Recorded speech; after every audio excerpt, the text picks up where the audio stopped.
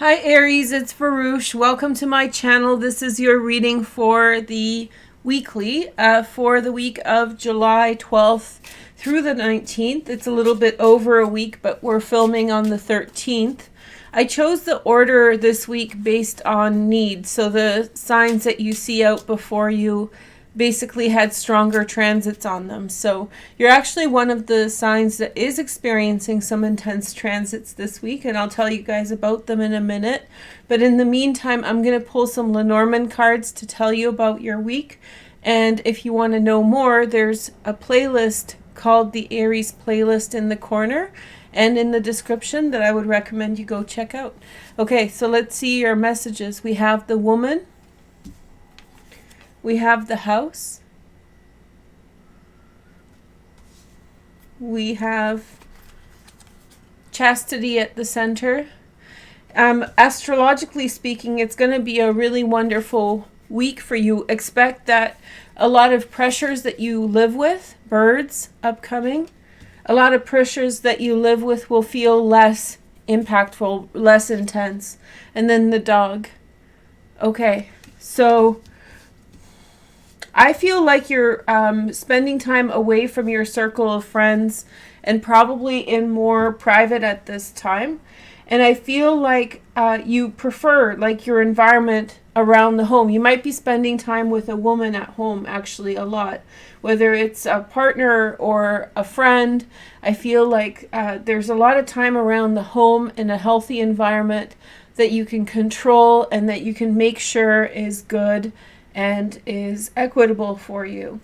What I see with the birds and the dog is that there's a friend of yours who is connecting with your other friends at this time, and I think they're hearing gossip, maybe about you or something to do with you, but I think that this friend is going to come around and tell you these things. This is something that may be concerning you in some way, but you have no part in it. So in other words, you're being kept out of the loop on some gossip, and the people who are gossiping or what it's about somehow has something to do with you, or that you're implicated in it in some way.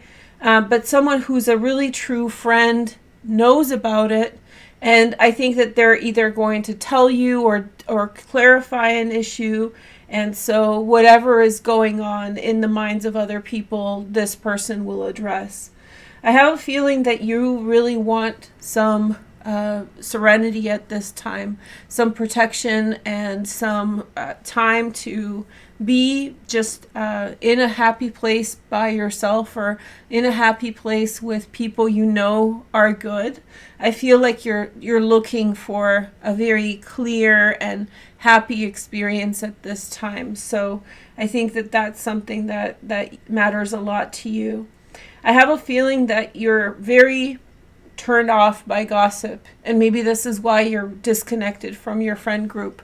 That doesn't mean you're not friends with them. It just means that you're taking a step back from your normal social relationships, because I think that like for you it's really about being clean, and I mean spiritually and emotionally. I think you have a feeling that you don't want a lot of things intruding into your heart space, and you don't want someone and other people to bring you down at this time. It's very much a time in which you want to be very like undisturbed and in a good place.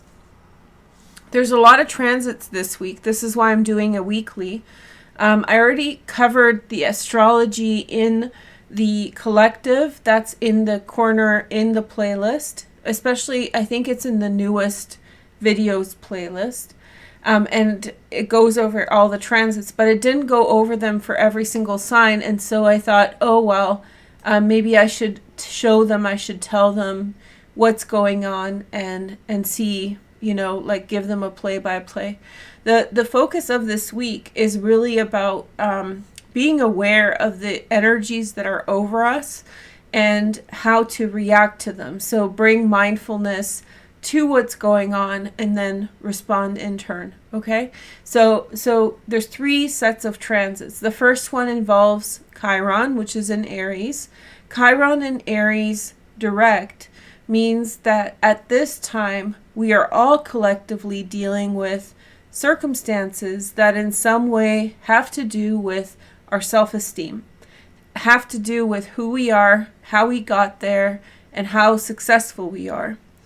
And some of the feelings that may come up are that maybe we don't have everything that we've always wanted because of factors in our lives that are beyond our control. Or maybe we've made mistakes that we feel bad about, that we feel have held us back. It's kind of the accounting of our lives up until now.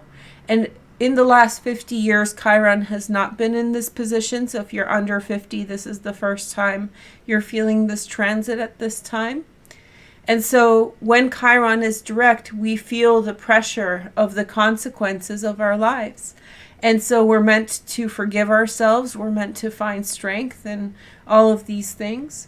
And it can be a very intense process. However, on the 15th, which is Thursday, Chiron goes retrograde, and it's going to decrease the pressure of that.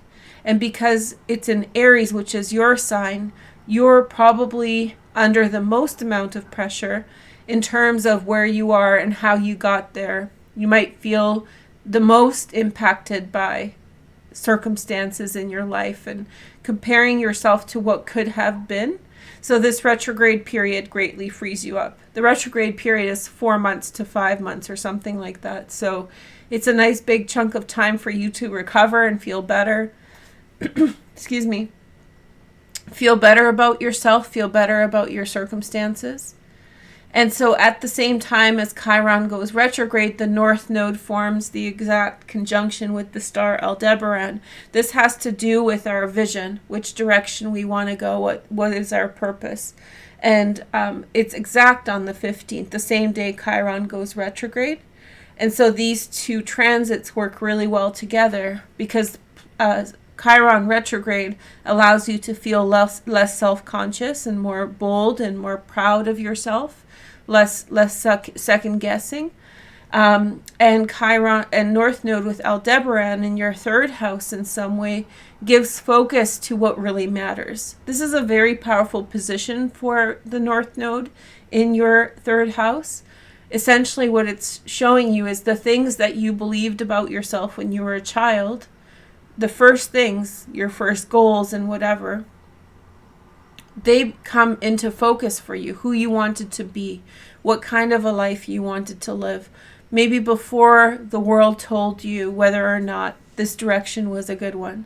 And so this sextile between these two gives you this opportunity to not only focus in on what's really important, but also feel like you have a right to go after it. So you get the strongest aspect out of everyone with regard to this, and I hope you use it. The North Node is with Aldebaran all month. The high point is the 15th, and Chiron is retrograde from now for the majority of the rest of the year. So you will have a nice long break from speculation and judgment and so forth. The real resonance of that feeling will really hit on Friday when the moon enters into Libra and forms an opposition to Chiron. So Libra moon opposite Chiron will in some way show you it's okay to breathe now. You're not under the pressure of your accumulated success or lack thereof. And so it gives compassion and understanding, and you really realize at that time that you don't have to worry about how you got here and how things are going and so forth. Okay? So that's the first transit. The other major transit is the conjunction with Venus and Mars, and I talked about this elsewhere in the videos here that I mentioned and in your love before the end of 2021. So we have Venus and Mars conjunct on Monday, on the 12th. In the morning, the moon was in this position with them. Look back to Monday and see how, if anything came up in your life about love and passion, what you care about, what came out of you, what kind of feelings came out of you, what did you want to become, how did you feel about yourself, did you confront something, did you have thoughts of what you truly wanted, and did those thoughts guide you to the focus on what your true desire is. Maybe even things that you don't allow yourself to accept about yourself, interests, passions, all these different things. The sun with Mars is in your 5th house of intimacy and romance. So at this time, this conjunction could be teaching you about who you truly love. And that might be a departure from what you've allowed into your life until this point. So this conjunction continues on until March 2022. The third conjunction, there's a second one in Capricorn, and then the third one in Aquarius will complete this part of the cycle. It's an ongoing cycle with Mars and Venus, but you can take a look at the next 6 months as evoking something in you. Are you going to become more open in terms of romance? Are you going to become more welcoming in terms of love and passion? Maybe this transit is your way forward. So more overall, so far, more boldness and more passion, less self-consciousness, just a real open heart. It's time to really feel good. And so I called this reading Time to Have Fun because it's happening in the 5th house. And the 5th house has a lot to do with hedonism. So this is about opening your heart. It looks like you've been pretty serene until now, withdrawn, doing your own thing. Maybe even a little bit quiet. But the conjunction between Mars and Venus and maybe the moon on Monday is sparking you off in a new direction. I love to do this. Why am I not doing it? Do this, do what you love, and do it a lot, okay? The third set of transits have to do with water element. For you, this is a less powerful but still relevant transit. There's a couple trines between Jupiter and Mercury here in your 4th house, and with Neptune and the Sun in your 4th house as well. So Jupiter and Neptune are in Pisces in your 12th house of the subconscious. A lot of things, a lot of good opportunities are coming to you from secret places. When I say secret places, I mean like not something that you have very good luck that transcends, that comes from somewhere where you may not even know where it came from. The connection to the past life in this position is strong, and so karma can carry over. It's unexpected places. They're not like things that you can explain in everyday world parameters. Just simply good luck connects to you through the frequency of past lives and then materializes in the 4th house between Mercury and the Sun. And so the moon also will enter into Scorpio on the 17th and continue there till the 19th, during which time its transit will complete something called grand water trines. That's when the energy of Scorpio, Pisces, and Cancer is activated. So when the moon is in the first parts of Scorpio, Jupiter and Mercury will be activated with the moon and create this big grand trine of frequency between your 12th house of the subconscious, 4th house the home and family, and 8th house of change and transformation. So it's a very powerful set of grand trines that in some way evoke out of you what you truly want, what you truly need. I think that many of you are going to be very in touch with what really matters.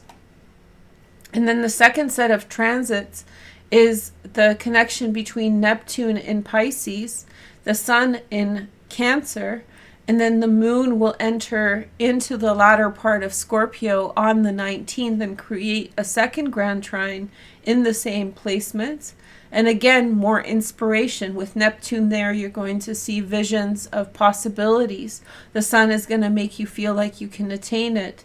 And the moon will help you to release yourself from whatever that is stopping you, whatever you need to release to get those dreams that you've always wanted. So it's a very emotional transit in the water signs, and we'll be all very open through the latter part of the week, increasingly so through the week, I would say. We all become increasingly emotionally open and warm feeling. There are 2 transits that I want to tell you guys about that are not necessarily so easy. So jump ahead to the tarot if you don't want to hear about it. But the first one happens between on 17th, at the time of this grand trine, the first grand trine that I described between Jupiter, Mercury, and the moon. And so this transit that's kind of problematic is the Sun opposite Pluto. And Pluto is in your 10th house of career in Capricorn. And the Sun is in your 4th house of home and family in Cancer. And so forces between your outside world and inside world will clash. And specifically in factors that in some way limit your success and freedom that have to do with the outside world, ridiculously demanding career, social factors that are limiting. If you have any pressures at all from the outside world, when the Sun forms the opposition to Pluto, the Sun will be very protectionist towards your home, towards your personal space, and can come out as defending it or lashing out. And so for many people, this will be, you need to temper that energy. You don't want to actually do bold moves, and you want to maybe be more careful in this world, right? But for some people, this is going to be an energy that will allow you to get free from outside factors that suppress you. So yes, this is a huge transit. And the reason I put it in the problematic section is that you really need to watch out with how you deliver the information, and the more suppression that you're feeling from your outside world, the more pressure will be behind the backlash from you. And so you don't want to have an outburst, for example, on that day.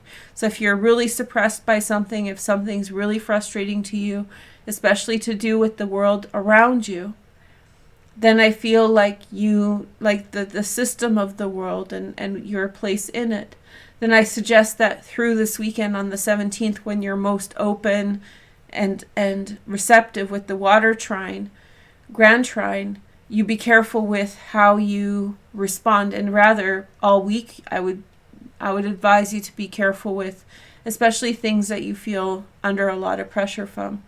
The next transit is Lilith in Gemini, and she will enter Gemini on the 18th. Now, this is a once every 10-month sign change, so it's not common. Last time she was here was 10.5 years ago, and a third house. So at the same time as you're doing all this soul searching, looking in and reappraising yourself, Lilith enters your third house, which has a lot to do with your childhood, with your primary socialization, who you are from the beginning. And so you will want to be very careful of people. Lilith in Gemini has a lot to do with communication. So people saying triggering things to you that can be triggering, especially of childhood traumas. And I'm using lowercase t. So everyone has some kind of early adaptive stuff going on. And so you want to be wary of having those factors around you, because they can lash out at you, and that can turn into a messy situation if you react. So it's better to avoid this energy altogether. We'll talk about Lilith more in other places, but that change is happening between your second and third house. But the fortunate thing of Lilith in Gemini for you is that the transit in Taurus, which prones you to overspending and wasting money, those kinds of things, that transit is over, and now you're moving into the third house, where you need to be careful of how you speak to others as well. So be careful of provocative language or aggressive language through this transit. Okay, so I thought I would roll the dice one time to see if there's a house in the chart that is resonant or important for you to pay attention to. So I have this dice with 12 different numbers. The 8th house. So remember, in your 8th house is where the moon will be to complete the grand trine in water. So I feel as that transit happens over next weekend, I think you'll be very much encouraged to let certain things go, so that things that you truly want, especially in the subconscious, like the secret desires and so forth come out in a way through you. So I feel as the moon enters into Scorpio, it'll be a very, very powerful transit for you, because in some way you'll be prepared to release certain things so that you can align yourself with the things that you truly want, the true blessings, and allow them to come to you in your safe space, in your home. Very, very nice astrology, I would say. I'm glad you're getting this reading today and you don't have to wait any longer. But if you've missed any of the transits I was talking about, just go back and look at them, like what happened on that day, because none of these transits, all of these transits will carry over to further days. So they're just the beginning of each energy, or the culmination point. So look back at what happened, and then hopefully it'll give you insights. So let's take a look at your cards. So first card, we have the deck upside down. The first card is the moon. I'll honor that, but I'll turn the deck up because I don't want to freak you guys out. The moon in reverse is actually good because it means that clarity is coming for you. I feel many of you have been, this Chiron in the first house, when you get so beguiled by who you are and who you are not, it's very hard to take a look clearly and effectively at your life and other factors in it. So Chiron retrograde is a big blessing that's starting for you, because you will have less kind of stuff thrown in your face to undermine how you are doing. Okay, let's see your cards. We have the Temperance card next. That's Sagittarius. This is Pisces. That's just and we have the Cancer card. So big overcoming of certain things. I feel like you're really coming to terms with some things around you. So some things like you're, keeping it in check and feeling the frequency, and you're even feeling good about it. So I feel as though you've been stuck with lack of clarity on an issue for a long time. It's something that pertains to you. And I think that you're about to find out what the stuff is and what it means and how is it resonant. Then we have the Nine of Swords. That's Mars and Gemini right there. Let's see the next message. We have the Ten of Cups, Mercury and Pisces. And we have the Three of Pentacles. So I have a feeling that the lack of clarity on circumstances has really limited your ability to deal with issues. So the fact you don't know has limited your freedom and has limited your ability to address situations. You've been kept in the dark for quite a long time. So as information comes in and is clarified for you, then I feel like you have more power and more agency and happiness in your life. You also feel a lot of support at this time as people are watching out for you. I feel like you have people that are going to tell you what's going on behind your back, and I have a feeling that people want you to succeed and have your back and go alongside you towards success. Then we have the Magician here. Somebody is improving your situation. Somebody's working on your behalf to improve the situation. Moon and Taurus, Six of Pentacles. And then we have the last card, the Hierophant. You got a lot of beautiful cards, a lot of higher arcana. That's Taurus. On the bottom is the Two of Cups. So there is no shortage of love around you at this time, Aries. I feel like a lot of people come out to support you and want to give you a lot of good energy. I have a feeling that somebody is being very helpful towards you. They're giving you a lot of help and support towards a positive outcome.